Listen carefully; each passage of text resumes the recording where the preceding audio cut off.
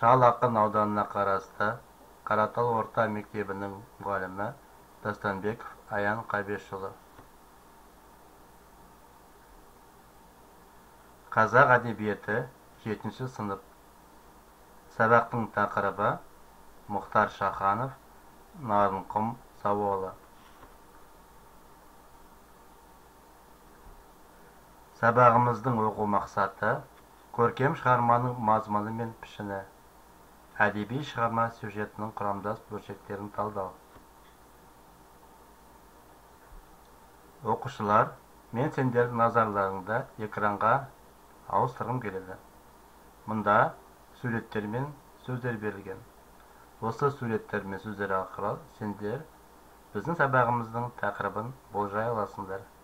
Кім қалай ойлайды?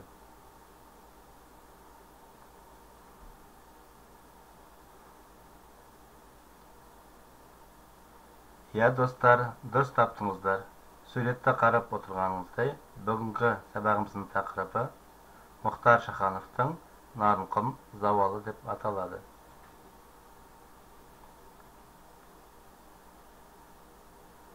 Сабағымызды әрі қарай жалғастырамыз. Ал енді сабағымыздың мағыналық тануын ашу үшін Мұхтар Шахановтың Нарынқұм зауалы шығармасын аудио кітап арқылы тыңдауға шақырамын.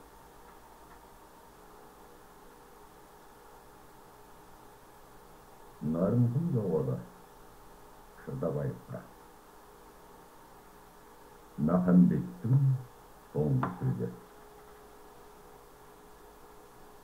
Bazı адамдарда болашағын елден ерекшелігінің, түйсіну күші болатынын қолын жаққа шығармайды.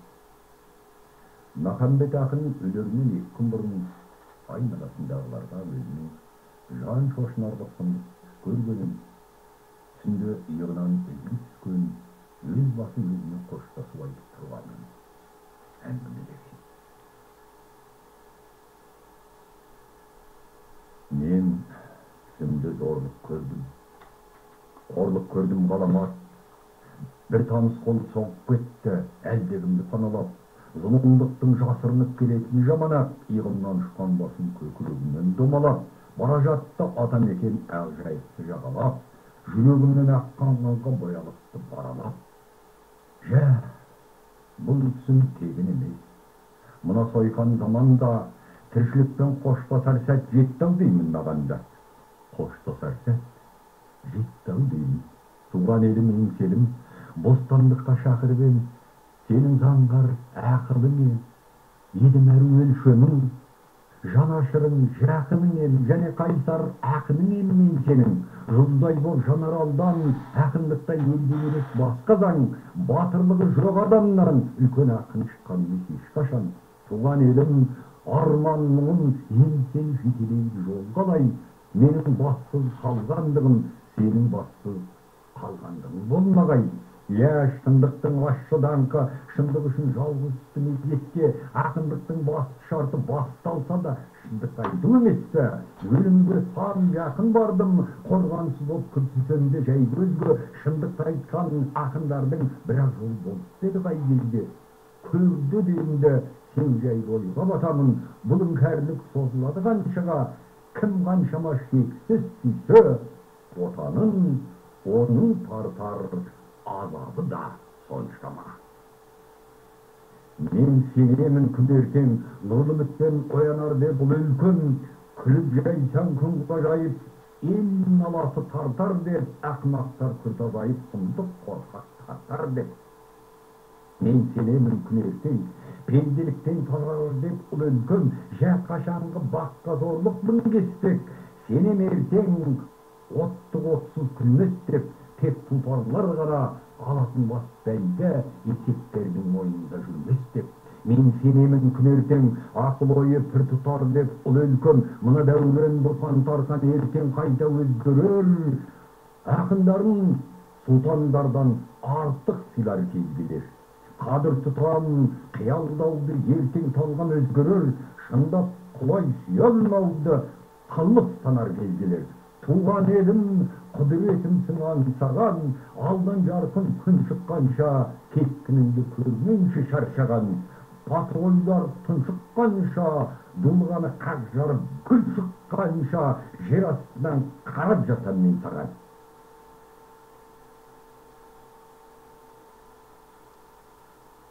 Оқушылар, біз сіздермен бірге Мұхтар Шахановтың Нарынтын зауалы шығармасын тыңдап шықтық.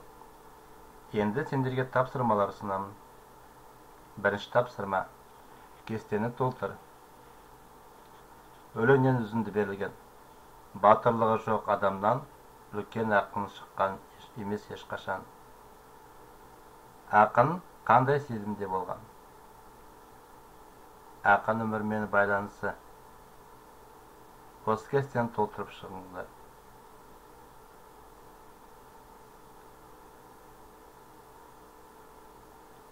Келесі өлең жолдары. Туған елім арман мұңым, енді сені жетелейді жол қалай. Мұнда ақын қандай сезімде болған? Ақынның өмірмен байланысы қандай? Келесі өлең жолдары. Туған елім құдіретімсің аңсаған. Ақын қандай сезімде болған? Ақын өмірімен байланысы қандай?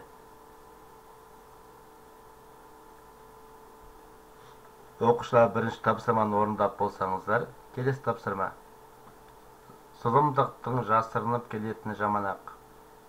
Менің бассыз қалғандығым, сенің бассыз қалғандығың болмағай деген жолдарды қалай түсінесіздер?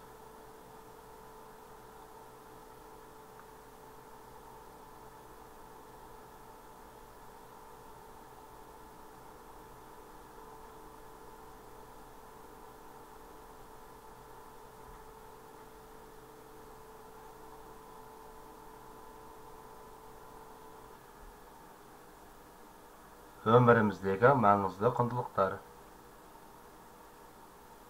Үшінші тапсырма: ойлан, жауап бер. Өмір құндылығы неде? Өміріміз неден қалыптасады?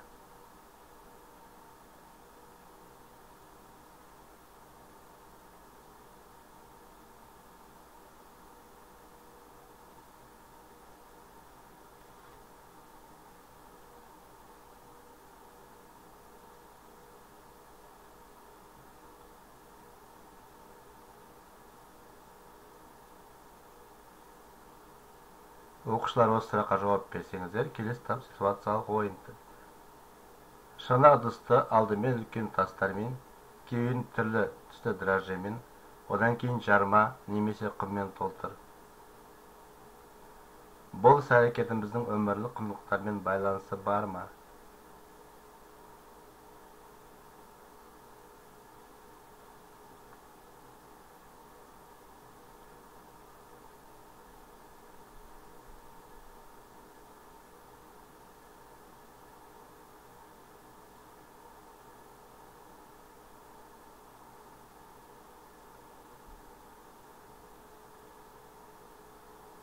Бағалау критерийі. Шығармадағы эпизодтар мен бейнелерді салыстырады. Дескриптор шығармадағы эпизодтарды ажыратады. Эпизодтар мен бейнелерді салыстырады.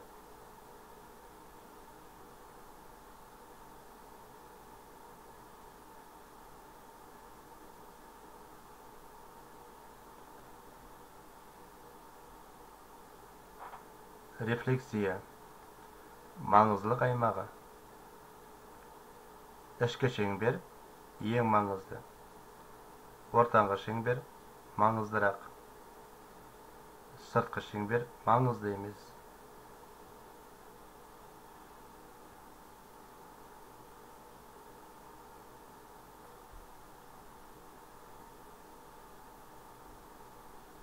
Үйге тапсырма.